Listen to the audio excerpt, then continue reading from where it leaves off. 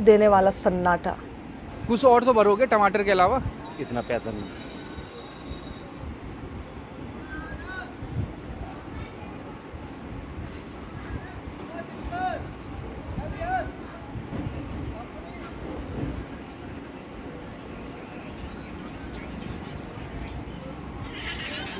इस देश के आम आदमी का दर्द है।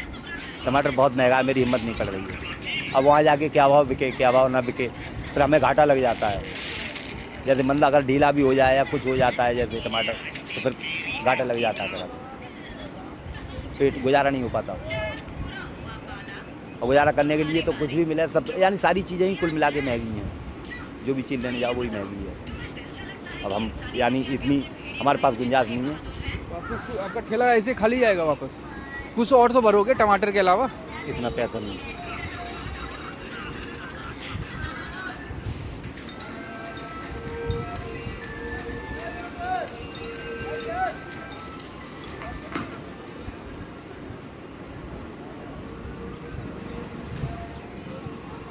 सुबह में किनके अपने बेटे के साथ आए थे आप?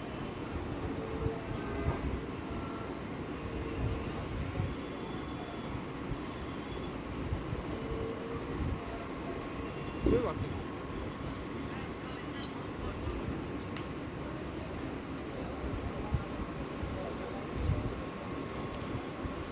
हमारी गुजर नहीं हो रही।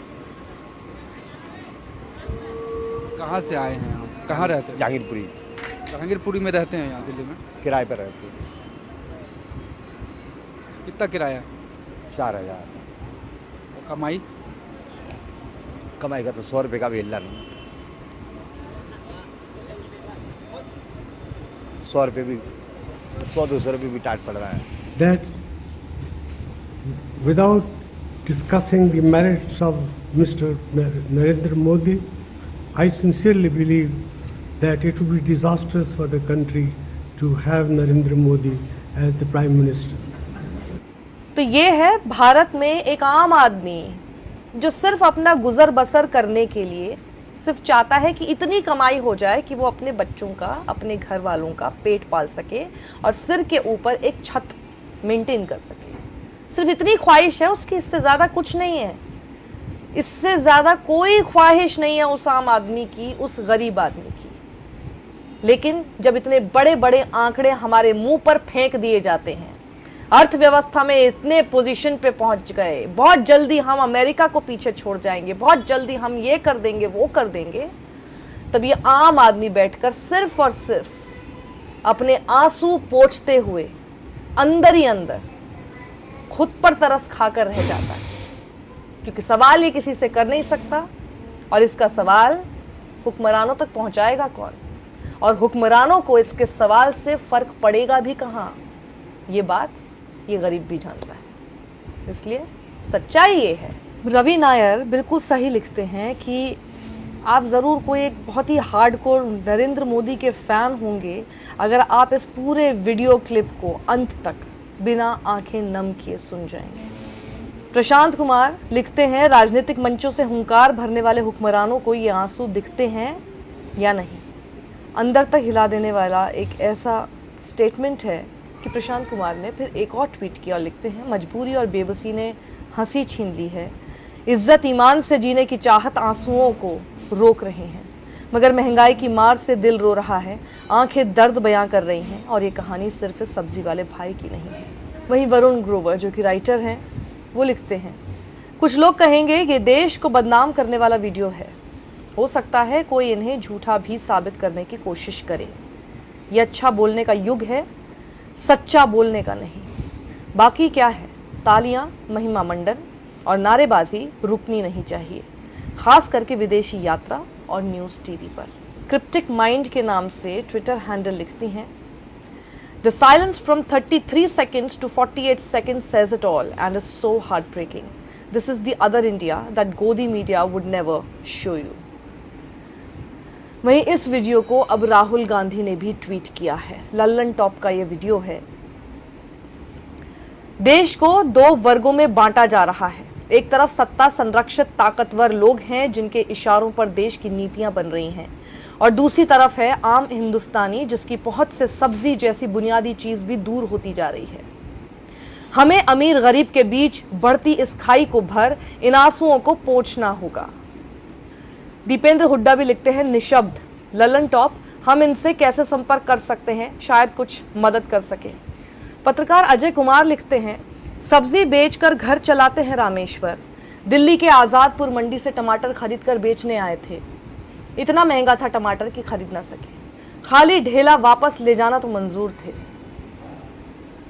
बेटा साथ आया था लेकिन बाप की हिम्मत जवाब दे गई, किस मुंह से बेटे को कहते कि एक और दिन फांका करना होगा। कह रहे हैं पैसे नहीं हैं, घर नहीं चला रहा, महंगाई इतनी है कि बस आंसू का सैलाब बह निकला। गमछे से आंसू पोंछते रामेश्वर को देखकर सख्त से सख्त दिल इंसान की आंखें छलक जाएंगी। एक रामेश्वर की मदद तो हम में से कई हैं जो कर सकेगा, लेकिन देश के कोने कोने में लाखों रामेश्वर अपने परिवार के सामने बेबस हैं। क्या करें, जान दे दें? ये सब कमर तोड़ महंगाई है, लेकिन मजाल है कि कोई इसके बारे में कुछ कहे, लिखे, सवाल पूछे, सरकार को आड़े हाथों ले। बस सोशल मीडिया पर हम जैसे हैं जो सवाल उठा पा रहे हैं, वो भी न जाने कब तक। अगले हफ्ते अविश्वास प्रस्ताव के समय देखिएगा, सरकार आंकड़े गिनाते गिनाते थका देगी। कैसे इंडिया को चौतरफा विकास दिलाकर बीते 9 सालों में मोदी जी ने इतिहास रच दिया है। मोदी मोदी के नारे संसद में गूंजेंगे, लेकिन एक भी बीजेपी का सांसद महंगाई, बेरोजगारी, अमीरों के मुकाबले गरीबों की कई गुना बढ़ती संख्या पर चर्चा नहीं करेगा, ना जवाब देगा। राष्ट्रवादी लिबास ओढ़ी सरकार को ये लोग दिखते नहीं हैं। वहीं प्रियंका गांधी ने भी ट्वीट किया, लिखती हैं सत्ताधारी दल के सांसद बिना किसी मुद्दे के संसद में चीख रहे हैं, प्रधानमंत्री जी नए सब्ज बाग दिखा रहे हैं, मीडिया चैनल्स जनता के मुद्दों से कोसों दूर सरकार के भोंपू बने हुए हैं। इन सब में महंगाई और घटती आमदनी से जूझते हुए आम लोगों की पीड़ा व सिसकियों की कोई परवाह नहीं कर रहा। हमारी राजनीति आम लोगों की इस पीड़ा को साझा करने का प्रयास है, इस पीड़ा की परवाह करने और उसे दूर करने की कोशिश है। मंजुल टून्स के नाम से कार्टूनिस्ट, फेमस कार्टूनिस्ट मंजुल लिखते हैं ड्रोन से ये पीड़ा दिखाई नहीं देती है, कोई नहीं मोदी जी, तीसरे टर्म में सब ठीक कर देंगे। अतुल चौरसिया पत्रकार हैं न्यूज लॉन्ड्री के साथ, वो लिखते हैं ये वीडियो देख लीजिए और फिर अपने आसपास 200 रुपए लीटर पेट्रोल खरीदकर तमाशा देखने का दम भरने वालों से सवाल कीजिए। स्वाति मिश्रा ने ट्वीट किया, इतना पैसा नहीं है, 1.5 मिनट का ये वीडियो आपको डिस्टर्ब कर सकता है। सोचिए एक आम आदमी की जिंदगी में क्या चल रहा है और आपकी टीवी पर खबरों में क्या चल रहा है।